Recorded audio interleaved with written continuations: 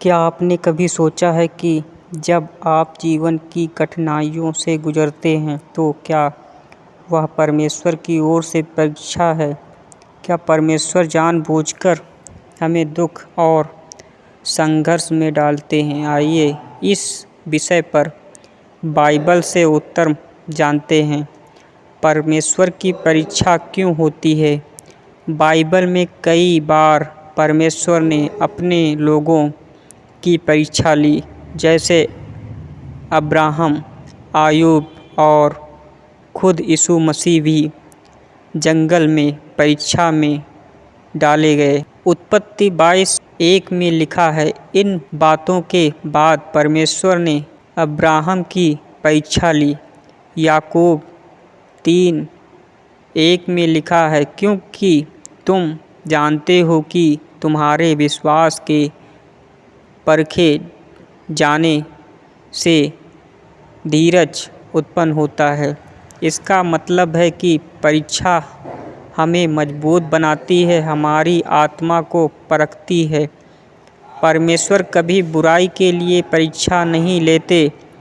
याकूब 1:13 कहता है, जब कोई परीक्षा में पड़े तो यह न कहे कि मेरी परीक्षा परमेश्वर करता है, क्योंकि ना तो परमेश्वर किसी की परीक्षा बुराई के लिए करता है और ना वह स्वयं परीक्षा में आता है।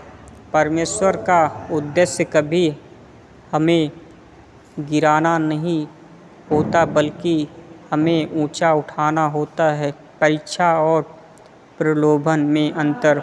परीक्षा परमेश्वर की ओर से होती है ताकि हम में छिपे विश्वास को बाहर लाया जाए। प्रलोभन शैतान की ओर से होता है ताकि हम पाप में गिरें। यीशु मसीह की परीक्षा में पड़े थे। मत्ती 4:1-11 में बताया गया है कि यीशु 40 दिन तक जंगल में शैतान द्वारा परीक्षा में डाले गए। परमेश्वर ने उसे छोड़ा नहीं, बल्कि विजय दी। जब हम परीक्षा में हों तो क्या करें? परीक्षा में विश्वास रखें, प्रार्थना करते रहें, बाइबल पढ़ें, धैर्य बनाए रखें। कुरिन्थियों 10:13 कहता है, परमेश्वर विश्वास योग्य, वह तुम्हें ऐसी परीक्षा में नहीं पड़ने देगा जो तुम्हारी सामर्थ्य से बाहर हो। हाँ, परमेश्वर हमें परीक्षा में डाल सकते हैं, लेकिन वह हमें कभी अकेला नहीं छोड़ते। उनकी परीक्षा हमारी भलाई के लिए होती है, और यदि हम यीशु मसीह पर विश्वास करते हैं तो हम हर परीक्षा में विजयी हो सकते हैं।